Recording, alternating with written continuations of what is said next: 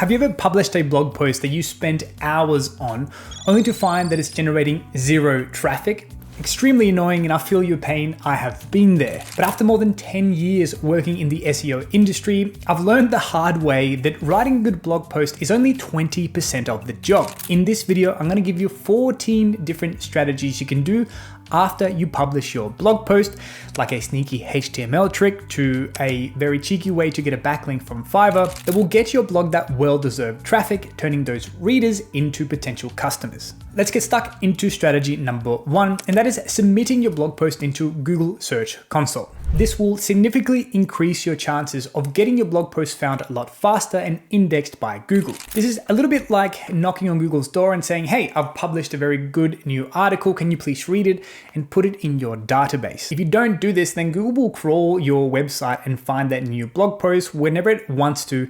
A lot of the times this can take days, weeks, sometimes even months for this to happen. And to index that new blog post is very easy. All you need to do is grab the URL of your blog post. You need to go to your Google Search Console account, and right at the top where it says inspect any URL, we want to place in that brand new URL of your very high quality blog post. You see mine is already indexed, yours says won't be indexed. That is okay. All you need to do is click this button, request indexing. This is going to take a second or two, and well done, you've submitted your blog post to Google Search Console. But Google is not the only search engine out there. And in fact, if you want to increase your chances to come up in the Search GPT search results, we need to go to step number 2. And that is submitting that blog post into Bing Webmaster tools. This is their version of Google Search Console. And to submit your blog post here is very, very similar. There's just one minor change. Once you have created your account here, you need to go to the URL inspection. And again,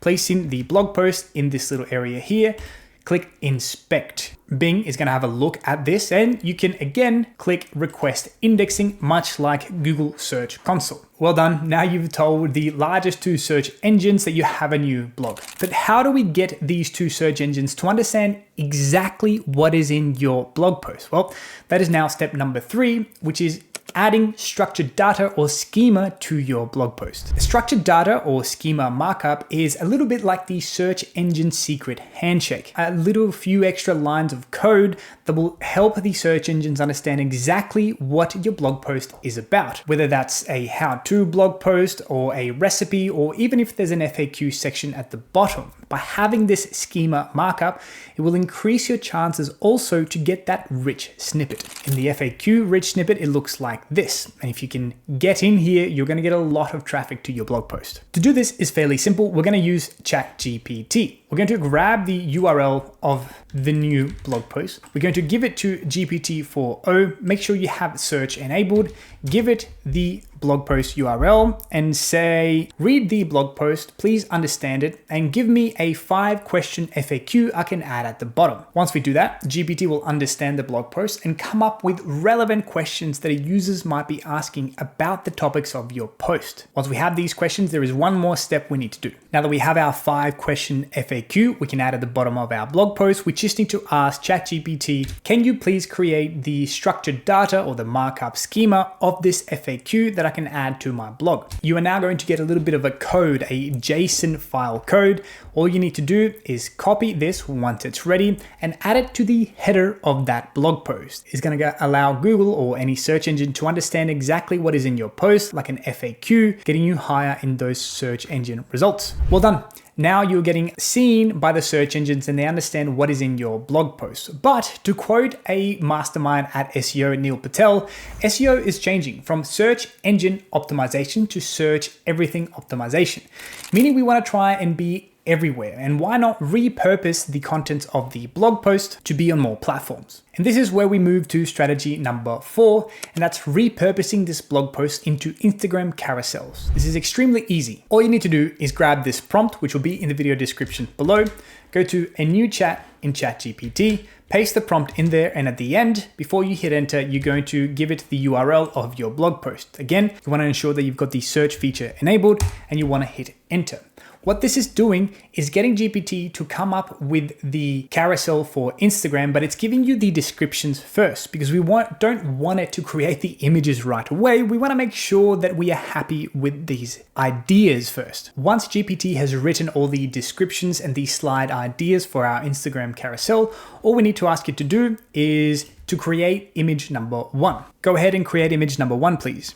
If you're happy with the first image, you can change the styling if you want. You can go and create the second image, but make sure you tell it to create it in the same style. I have 1, 2, 3 images that I can now add into my Instagram carousel. Now, in the actual Instagram post, remember to place a nice call to action. Like if you want to learn more about this, go to our link in our bio, and that is where you want to link to your blog post if you want to drive traffic specifically to that blog. And whilst getting on Instagram with our blog post is fantastic, one of the better platforms for this is Pinterest. And there lies our strategy number 5. People don't realize that Pinterest is one of the largest search engines out there. So we want to optimize for this. Getting traffic from Pinterest with your blog post is very, very easy. We can use the same chat that we were just on and ask ChatGPT to create it into a Pinterest post. Let's do that right away. Great. Now, can you please create this into a Pinterest post? Maybe just grab the first image and repurpose it for Pinterest. One thing you want to ensure is tell GPT that you want the image in portrait, not landscape. This tends to look a little bit better for Pinterest. And if you don't like how ChatGPT does it, remember you can always use something like Canva to do this. I have my Pinterest post generated by ChatGPT, which looks fantastic, and also in the same style as the Instagram carousel. I'm going to download this. Go back to Pinterest. You want to create a pin. We're going to drag the image that we've got from our ChatGPT into here. We want to add an appropriate title, dominate local SEO. And in the description link, you've guessed it, we want to make sure that we have our blog link. This one here.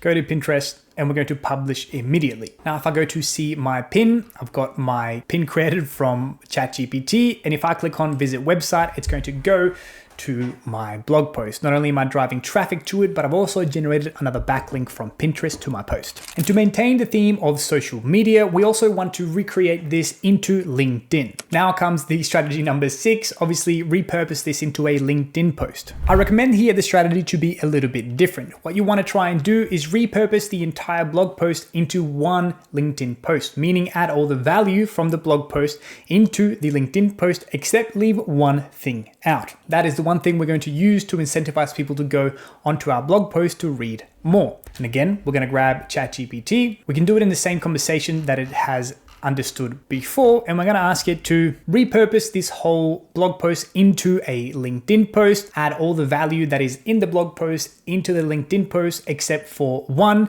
and we'll use that as an incentivizer for people to go into the blog post. One additional thing that you also want to do that I nearly forgot is to make sure you maintain the same tone of voice that you found in the blog post. This will keep things nice and concise. Now you can change the post if you want to, but let's say I'm happy with that. I'll copy the entire thing here. Make sure we add the link somewhere, and you can use the same image that you use from Pinterest, or you can just use the image that is automatically dragged in from your feature image of your blog post. For me, that's more than okay. So I'm going to post that.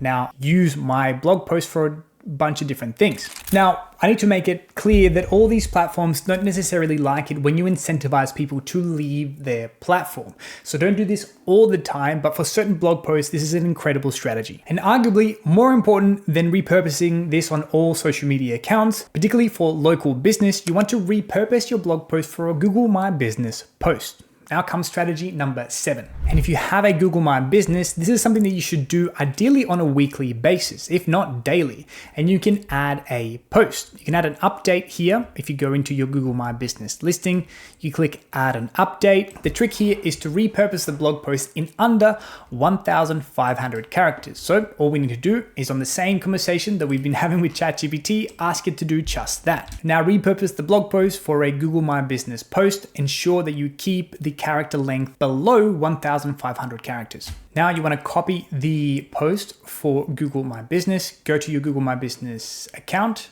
add it in the description, make sure it looks okay. We want to select an image or a video. Ideally, you want to use, if you want, the same image that is in the blog post. I'm just going to click and drag that one there. And in the add button, this is the most important thing. You can go to learn more. And again, you've guessed it, make sure that you place in the URL of that blog. And now you click post. This is something that you want to treat like a social media profile. The more you keep your Google My Business update, the better it is for your local SEO and for that blog post that is getting that traffic. And although that strategy is extremely effective, particularly for your local SEO, you can automate this whole thing. And this is one of the automations that we teach in our online community, AI Ranking. If you're interested in learning how to automate all this stuff, make sure you check out the link below. One of my favorite strategies is to turn your blog post into a podcast. And we're going to use that podcast for a couple of different things. But the way you do that is use a free tool called Google NotebookLM. Once you create an account, which is free, we're going to create a new notebook. All you need to do is grab the URL of your blog post once again, and you want to add it as a source. We can click the website button, insert there. You're going to give Google NotebookLM a couple of minutes. And on the right-hand side, you're going to see that it says Deep Dive Conversations Generate. This is where things get really, really fun. You're going to click generate. It's going to generate an audio file of two people having an incredibly realistic podcast style conversation about your blog post. And the best thing is that Google NotebookLM recently made an update. You can now create your podcast in 50 different languages. So if you're doing this in a language other than English, you're still okay. Now that my podcast has been generated, you see that it's actually 31 minutes long. I can play it to see what it sounds like. Artificial intelligence, AI, can really boost your online game. Yeah. Think of it. I still get chills when I hear this stuff. It's so realistic. What you want to do is download this entire thing. Sometimes it might be a little bit longer. Sometimes it might be a little bit shorter. It all depends on the context or the depth of the topic at hand. Now we want to upload this podcast wave file into SoundCloud. We're going to be using that file again later on. You want to title it appropriately. We're going to leave the genre as, I'm pretty sure we can do learning, fantastic, the style podcast. You can reuse some of the images that we got ChatGPT to generate for us earlier, like this one here. I'm going to upload that as a file and we're going to upload. With our podcast file uploaded into SoundCloud, we want to click the share button, and what we're after is this embed code. Don't worry if it says WordPress code, it'll work for most website builders. Now, in the back end of that same blog post, we want to embed a little piece of code. We want to go to HTML embed. Your website builder, no matter if it's WordPress, Shopify, Webflow, should have a little embed code in it. We're going to click to save, and we're going to publish the changes. This does two very important things from an SEO perspective. You're giving your audience another way to consume your content, making your website more accessible. The more accessible your content and your website is, the better for SEO.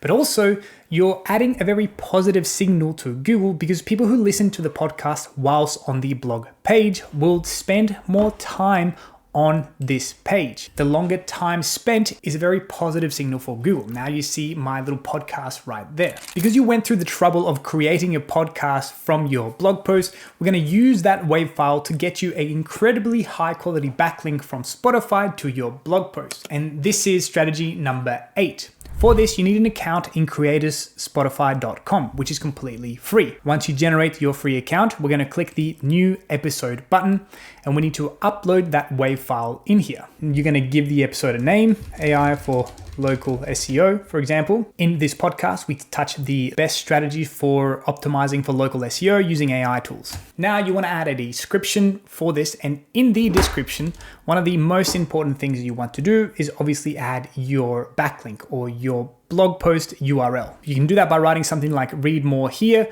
You want to link it to here. Opening a new tab is fine. I'm going to hit enter. And now I am going to go to next, publish now. You need to wait till it finishes uploading. Once you do that, you should be able to publish the podcast. Congratulations, now you have a really high quality backlink that's pointing to your blog post, giving that blog post a little bit more importance in Google's eyes. Now, I need to say that this is counted as a no follow type of backlink. Regardless, it still gives your podcast a nice little healthy SEO boost. Now we've done external linking, we need to move on to strategy number 10, and that is internally linking your blog post. The idea here is to grab a blog post that is already ranking really well and already has some traffic, and you want to find a place where it makes sense for you to link, for example, from here to that new blog post. This makes your blog post a lot more easy to find for Google. It also shares that little bit of a link juice from this high ranking blog post to this new one. Now to stack a couple of the strategies that we mentioned together,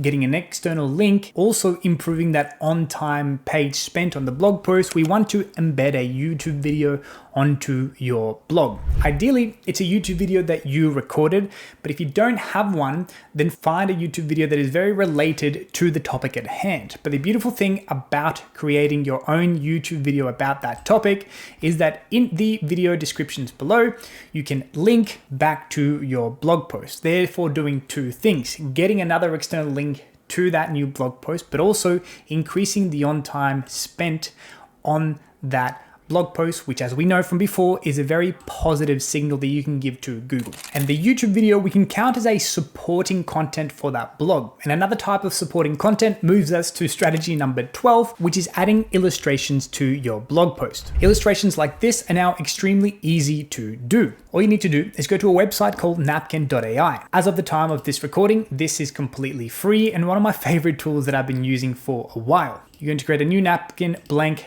napkin. What you want to do is grab a section of your blog post. Let's say I want to create this section, give it some supporting illustrations, grab it, go back to Napkin.ai, paste it in there, select the whole thing and click this button here. This is going to read the content and give you a few options of a supporting illustration. And I can scroll down here and see which one I like most. Let's say I like this one here, and I can also change the different styles. I really like this tool. Now you can download this as a PNG and upload it in that section of the blog post where it's appropriate for you to do so. One thing before you upload it though is make sure you convert this PNG into a WebP file. This is going to make sure that image is nice and light and your website is not going to load very slowly. One of my favorite ways to keep people longer on my blog post and adding those positive click signals is strategy number 13, and that is adding interactive HTML elements to your blog post. This might sound a little bit tricky to do, but it is extremely easy. Let me give you an example of what that might look like. This is a blog post all about local SEO. And if people click these location bars as well as these services, it's telling me how many services pages I need to build for the location. So if I want 3 locations, 3 services pages, I need to build a total of 9. If I add another service, well, then I need 12. One more service, I need 15. It's just another way, a nice way to articulate and illustrate the point that I'm trying to make. And the tool that we use to do this is Gemini 2.5 Pro. You can try this for free at gemini.google.com. You want to make sure that you've got 2.5 Pro selected and you want to have the canvas feature selected. This is really important. And now all you have to do is grab and copy the content of that blog post, go to Gemini, paste it in here. And before you hit enter, you're going to ask it to do the following.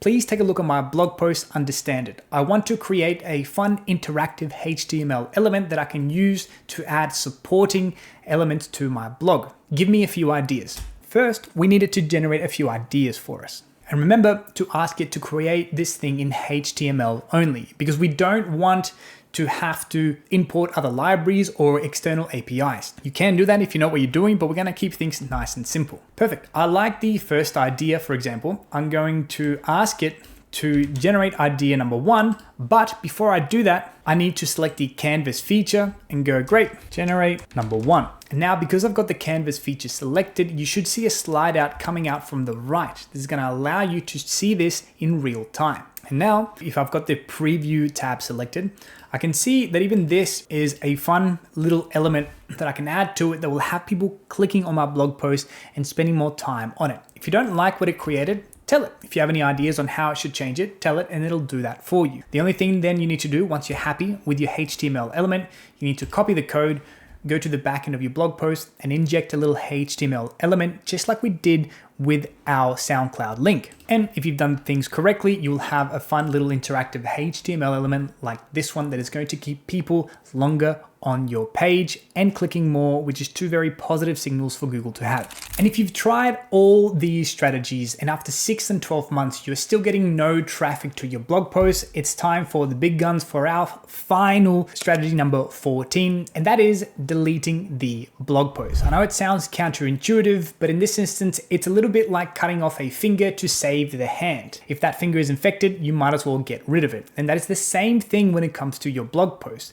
Give it some time though, allow it at least 6 to 12 months. I do this twice a year. I go through all the pages and see which one is getting absolutely no traffic and no impressions. For example, this one here. The best way to learn SEO isn't getting any clicks, so I might as well select it and delete it. And don't worry about the 404 error not found. Google actually doesn't mind if there is a 404 error. What you shouldn't do is redirect that to your home page. And that is it. I hope you like all the 14 strategies. I can guarantee that if you try a lot of these next time you publish a blog post, you will get more traffic to that post, which will generate into potential customers. If you found value in this video, all I ask is that you like the video and consider subscribing to our channel. And if you want to get serious in learning how to maximize SEO, getting yourself found #1 in Google and GPT search, consider joining our community, the AI Ranking School community, where we teach you how to do this. We give you support whilst you are learning to do it. And you can even try it out risk-free for 7 days. Meaning if you don't like it, send me a DM and I'll personally refund you 100%.